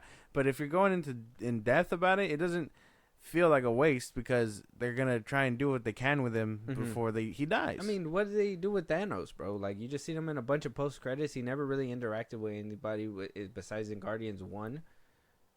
And then they cameo, fine, I'll do it myself, and then he finally shows up in Infinity War. Yeah, but it was always like, I think doing that, and then even at the end of the 2012 one, with the whole Iron Man's arc starting there and seeing Thanos and stuff, you kind of felt like they're doing all this stuff, but there's a darker presence around. Exactly. And like we were supposed to have that with Kang, and now you have to set that all up. That's what I'm saying. With a opening Doom scene when Doom comes out. He needs to rip Kang in half. They got to call Jonathan. Hey, we need you back. You're back as Kang. Yes. Shows up. Rips his whole fucking Domski off. Throws him. Turns all the fucking Kangs to ash except for one. Tells him, make sure you keep your shit in check, or I'm coming for you. Lets him fucking go. Shows that guy mercy, and then goes about his way. Damn, bro. That's when I'm going to be like, this motherfucker mean business. I don't know. Because you can't tell me that you showed me a whole stadium, a whole coliseum of the same Kangs, and I mean, I could believe that Doom can wipe them all out, because to me, they're a bunch of fucking dumbasses. They're a bunch of all those Kangs were idiots. They got beat. One got beat by ants, bro. They're all stupid. They're all cheering in the stadium like, oh, we're the best ones, but three are technically the best ones. Yeah, shame.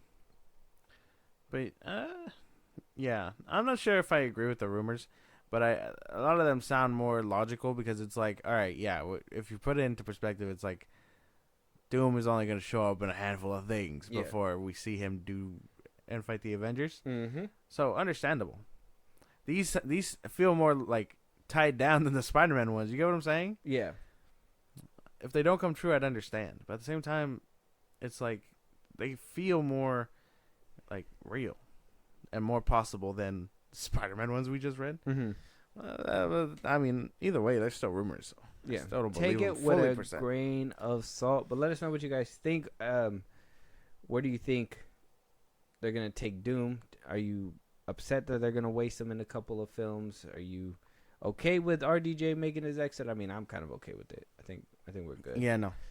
When do you think we'll see him though? Got to be Spider-Man 4. F4. Fantastic Four. That's when we'll see him. Yeah. F4. Probably Spider-Man 4. I mean, they got to build a relationship. They got to start sprinkling him in. Ooh, how poetic would it be if, like, in his second trilogy, he shows up in Spider-Man 5, and it's not, because I don't think Spider-Man 4, if they're going to do that whole symbiote nonsense, that's going to be a handful already. Yeah. You can't put Doom in there. But if they do it in Spider-Man 5, how poetic would it be? It's like second trilogy, but he's in the second one now as your villain instead of the first one as like your mentor. That'd be crazy. It would be kind of crazy. It seems like something the MCU would do. But, man, I'm just, like, thinking about it. None of these movies have anything to do with him outside of Fantastic Four. And, I mean, to be fair, neither did the ones that had Thanos. But that's not even the villain. Galactus is the villain. Fantastic Four, yeah. Doom is not the villain. Doom's going to end up helping out, I'm pretty sure, because it's going to be like, oh, we can't stop him. We're going to try and stop him. He's a smart person. He's a very smart individual. They're probably going to, like, I really hope this is true. So we can see kind of the relationship start here. Like, maybe if they're just like, oh, no, this Reed has always had beef with this Doom. Beef. And so, like, he's like, we're going to have to put our differences aside to try and save our Earth. And then they're going to end up discovering the multiverse and traveling and stuff because their Earth is going to go down. That's where my mind likes to go, like the creative part. But I know the MCU isn't that creative. So it's kind of like, what are we doing? Yeah, makes sense. Let us know you guys' thoughts, though. I wanna know who you guys think. We already know who's playing Galactus? F4 is gonna be rolling around. Where do you think you're gonna see Doom next? Cameo, feature film capacity. Let us know. We got a few films with RDJ, so soak them up as well as you can. And let me know if you agree with me with the whole Kang thing. I think Doom needs to come in and mean business. I think he needs to drop down that brass tacks. You feel me? Moving on though, last rumor for Marvel right here.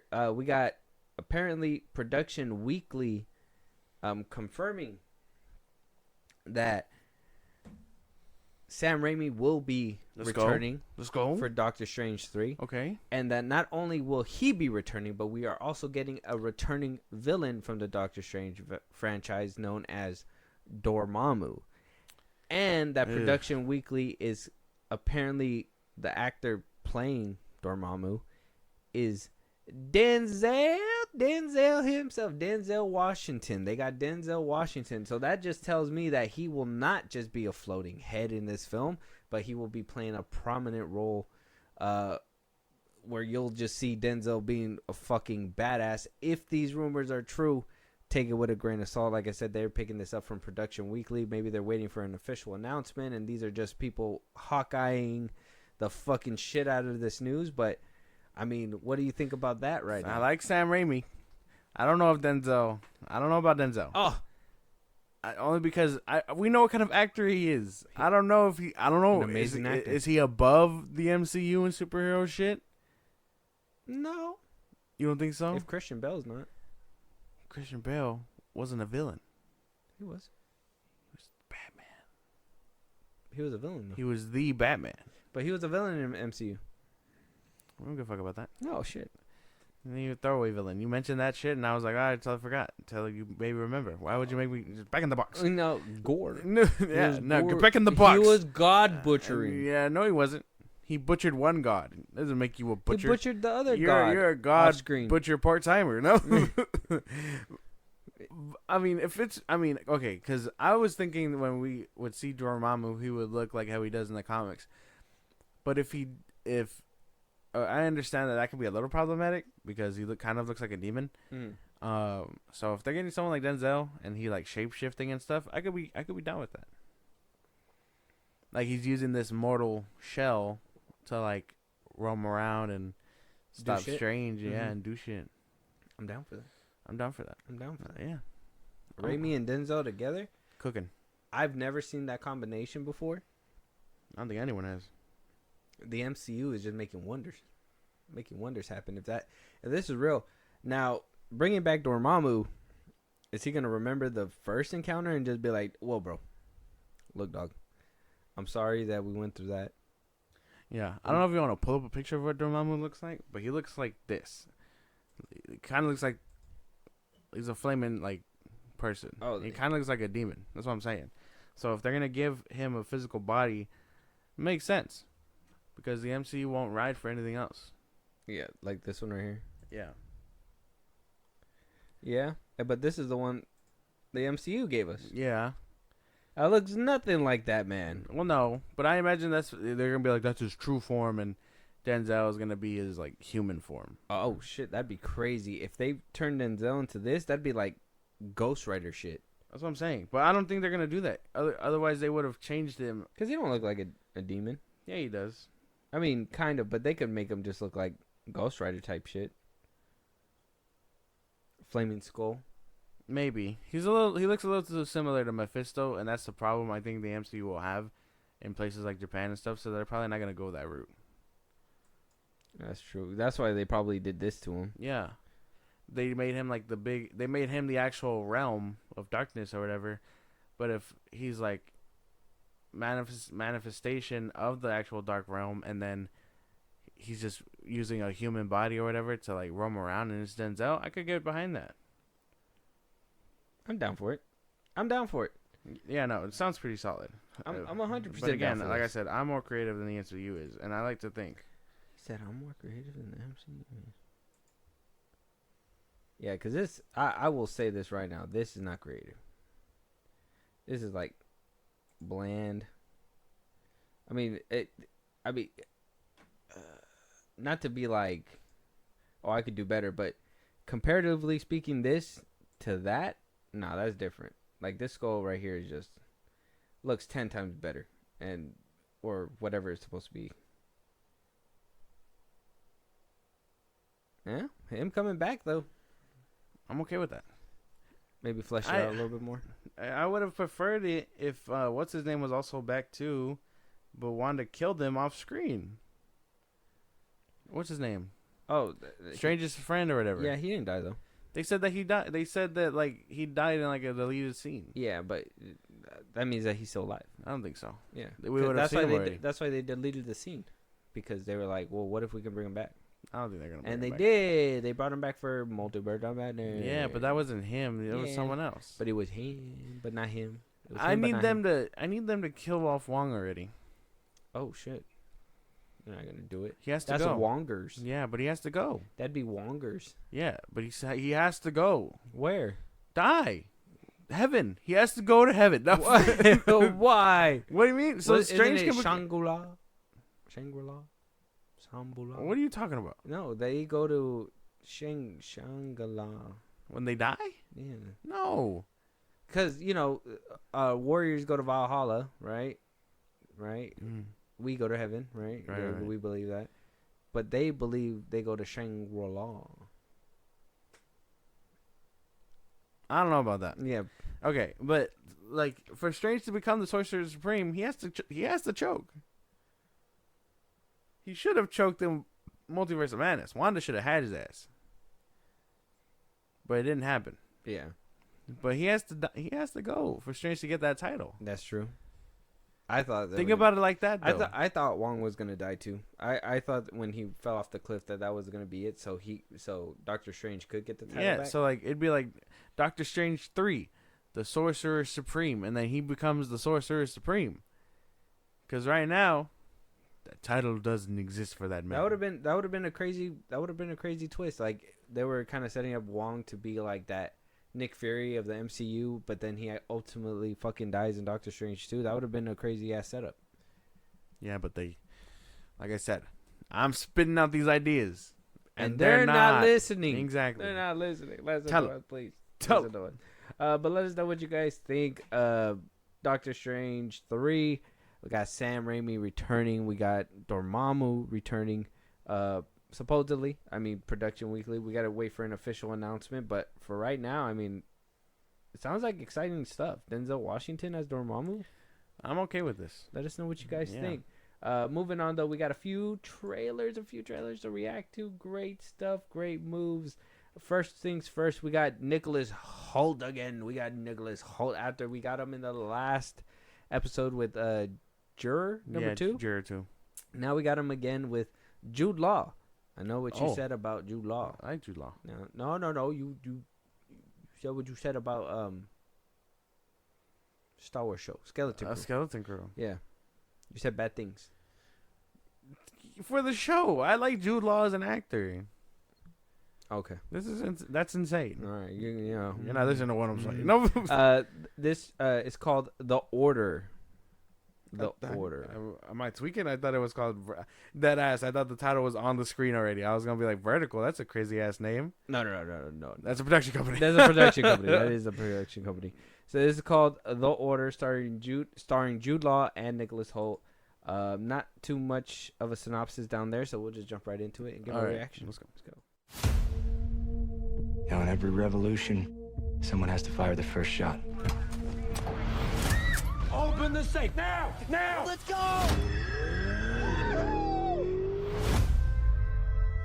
Sheriff Laughlin, Terry Husk. I had a question about some flyers I keep seeing. White power. Is that the Aryan Nation?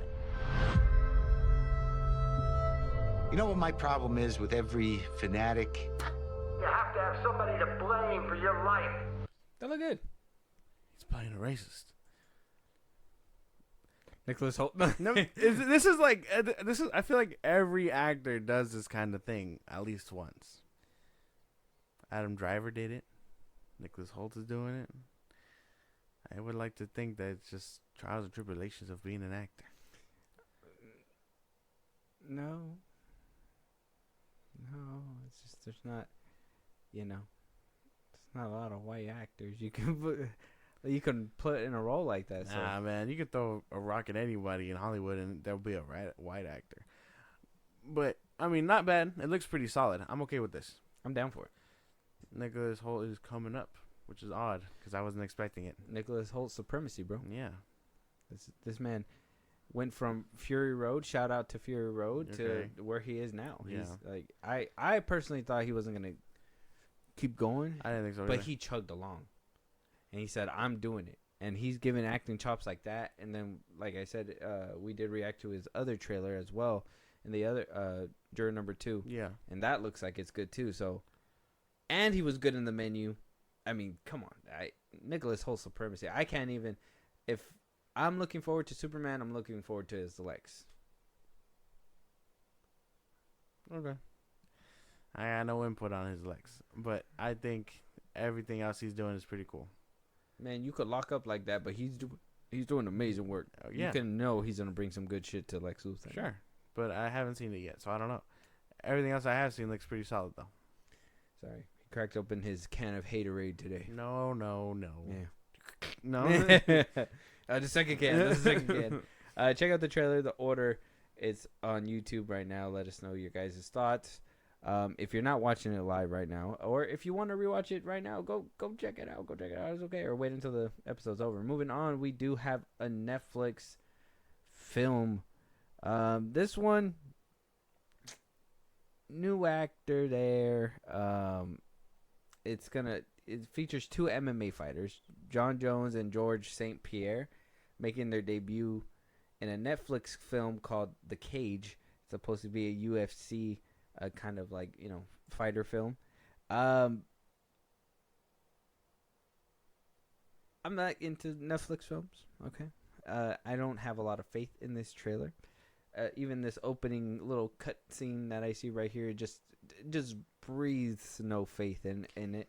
I just wanted to see it comparatively speaking to like big major films. Like obviously we see like Southpaw and we saw Roadhouse where he had a little bit of scenes in the UFC ring and it still looked really good.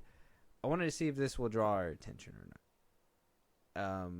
I know it's very wishful thinking, but then you also watched a Netflix film with Bradley Cooper in it. So I mean, that one was good. Loved it. That's what I'm saying. That one got theater play. I like Extraction. So I mean, we could be, in the midst of something great here. I don't know. I didn't like that you did that.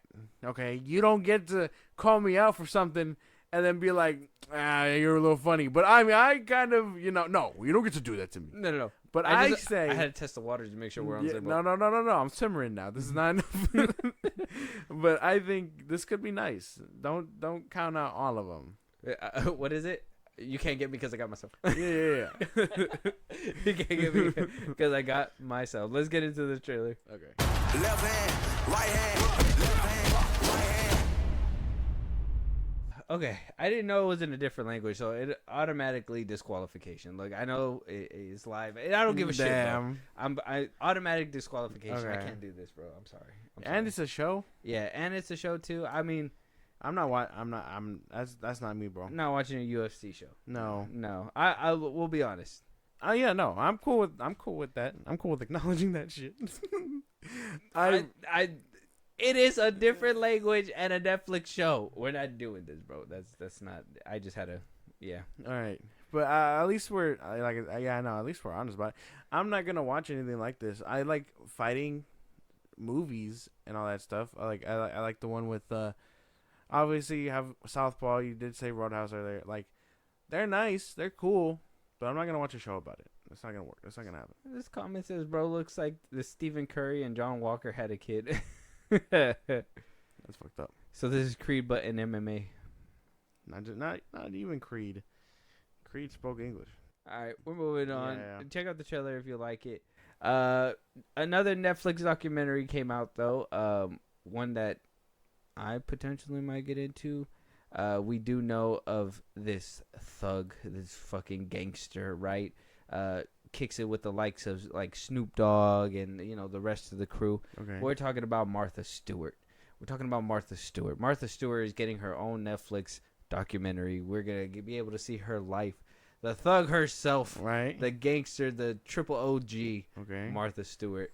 If you don't put some respect on her name, sir, I can't even tell you. I know who she is. I don't know her life story. Let's check out this documentary. Okay. There's a little trailer, and we'll see if you get a little interested in this thug story. What does it mean to be the first female self-made billionaire in American history? If there was ever the original influencer, it's Martha. The hardest thing is to retain cultural relevance as an older woman, and she's done it. I was considered crazy, but it worked. Snoop Dogg like her best friend? Yeah. What the hell? They mad homies. They started literally like a joint company together. Oh, there you go. That's cool. Don't know who she is. I mean, I've heard of her stuff. Yeah. I've seen her lighters and all that. This is the female Trump. What? Yeah, bro. She is a badass motherfucker. Like, she does all kinds. Like, I understand that, like, obviously Trump's a piece of shit too or whatever. Yeah. But like, he has his high highs too. Okay. Her too. She has her high highs and she has her low lows. Like, it's just, she is that Mongol, that like piece that she was like, kind of like what this documentary said. She always kept herself relevant somehow. She cooking shows. She would do investments. She do all kinds of like advertising, be on big old stages with like, and you just be like, what the fuck, Martha Stewart? How the fuck you even get there? Like, she was making moves in the public eye, and then shit happened. She had to do some jail time. Got the ankle bracelet off. Was able to walk free. Snoop Dogg was like, holy fuck. That's pretty fucking gangster. Yeah. I don't mind. I'll probably check this out. I didn't know that. I didn't know anything about that. I don't know this. I don't know who she is. Yeah. I'm gonna check out the whole documentary because I know parts of her life. I don't know her whole story. So I mean, if this kind of gives it to him, you do have that hypocritical side of her, obviously, where she was. They even said too, like, that shit was funny. You didn't have an affair, but he didn't know about that. It's like, what the fuck? It don't matter. But yeah, Martha Stewart's a gangster. You check out the trailer, possibly check out the documentary as well. Let us know what you guys think about that. Yeah. Moving on to our last topic, though, we have our last trailer, Companion. We coming out in the beginning of the year, so there's a skeptical part. We have. It's not a horror movie, is it? Is it a horror movie? Yes, it's a horror movie. Oh shit! Never mind then. Written and directed by Drew Hancock. Sophie Thatcher's in it. She was in Yellow Jackets and The Boogeyman. Jack Quaid. Sorry, guys. Technical difficulties. So, written and directed by Drew Hancock. Sophie Thatcher's in it. Jack Quaid, obviously. Huey from The Boys. He's in there. We have Lucas Cage. He's going to be out in Smile 2 as well. I'm hearing great things about that film. Megan Sir, and so on and so forth. Yeah, it looks interesting. It seems like a weird movie. Sounds kind of interesting. I'm trying to see if there's like a little synopsis. I don't see a synopsis, so we're probably just gonna have to jump right jumping in blind. Yeah, but Love I heard Huey from The Boys. I'm in. Okay. Little teaser trailer coming out. That's the only part though. It's a horror movie, I'm guessing, and in the beginning, of the year. God damn it. And we saw what happened with Night Swim. Not another Night Swim. Yeah, let's get into it. My love must be a kind of blind love, or bright. I only have eyes for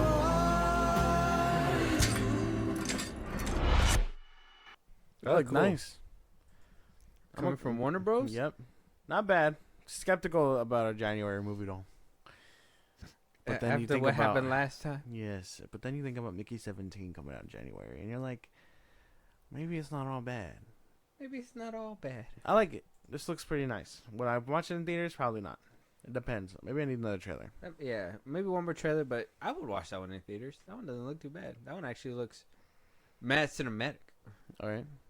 Yeah. Mad cinematic. Mad cinematic. Mad cinematic. Mad cinematic. It sounds pretty cool though. I don't mind it. After that trailer, it looks kind of interesting.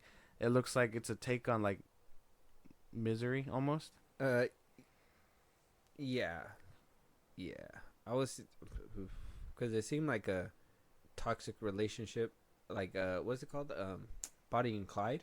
Mm-hmm. You know what I mean? Like a take between Bonnie and Clyde and a toxic relationship, where like they'll ride for each other, but they also have their own problems on the inside too. So it's like, Maybe.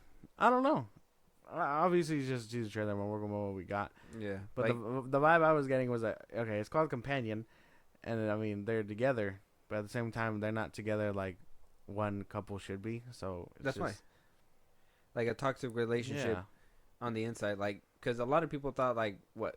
I'm assuming that a lot of people thought Bonnie and Clyde really loved each other to the point where they rode with each other. But just imagine, like, the turmoil. Like, you guys are fucked up on the outside, and then even when you guys are together, you guys are fucked up on the inside. You know, like you guys are over here actively trying to kill each other too. Yeah.